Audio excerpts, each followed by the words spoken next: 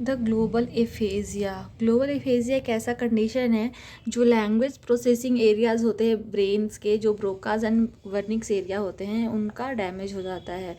तो Broca's area mainly fluent speaking, जो आप बोल रहे हो फ्लुएंसी, वो correction of grammar, the word clearance, ये सब जो मैटर करता है वो ब्रोकाज एरिया कंट्रोल करता है। और जो वर्निक्स एरिया होता है वो आपके अंडरस्टैंडिंग को, जैसे रीड कर रहे हैं, राइट कर रहे हैं, या आप किसी से बात कर रहे हैं तो आप उनकी बातों को समझ के जो आप रिस्पॉन्स करते हो, that is controlled by Wernicke's area. इसलिए इसको लैंग्वेज अंडरस्टैंडिंग एरियाज भी बोलते हैं।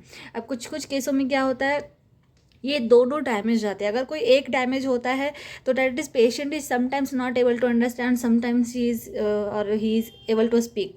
लेकिन ग्लोबल एफेजिया एक ऐसा कंडीशन है जिसमें दोनों एरियाज डिस्टर्ब हो जाते हैं, और इसके बहुत सारे रीजंस होते हैं। The most of the common reason है स्ट्रोक, जिसमें अगर टेम्पोरल लोब में ये एरियाज प्रेजेंट होते हैं। अगर टेम्पोरल लोब का इन्फेक्शन है या कुछ डैमेज है तो उस एरिया में वो जो लोब्स होते हैं वो कम्प्लीटली डैमेज हो जाते हैं, जिससे ये एरियाज अफेक्टेड हो जाता है और पेशेंट जो होता है अनेबल टू स्पीक, और वो इवन अंडरस्टैंडिंग भी बहुत डिफ़िकल्ट होता है, और पेशेंट क्या बोल रहे हैं आप समझ ही नहीं पाते हो।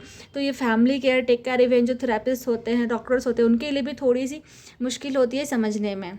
तो इसका मैं आपको एक रियल एग्जांपल दूंगी। एक केस है मेरे पास, मैं आपको शो करूंगी, अभी दिखाऊंगी कि उनका स्पीच कितना % अफेक्टेड है।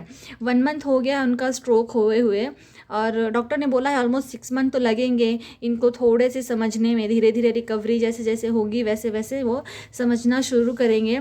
एंड इनके लिए एडवाइस किया गया है स्पीच थेरेपी।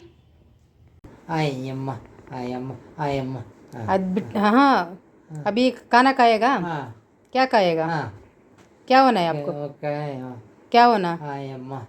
हाँ, बोलना। हिंदी समझ आता है।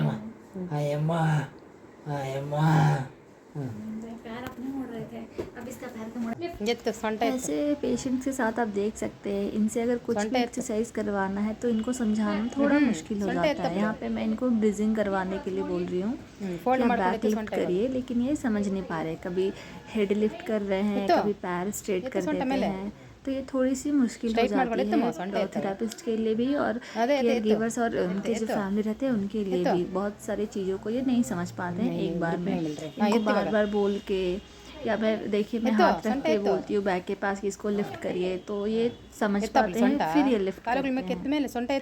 तो ऐसा लैंग्वेज डिसऑर्डर के साथ साथ थोड़ी सी अंडरस्टैंडिंग इश्यूज भी हो जाती है कि देखिए ये उठा लिए हैं और फिर अच्छे से करते हैं। Thank you.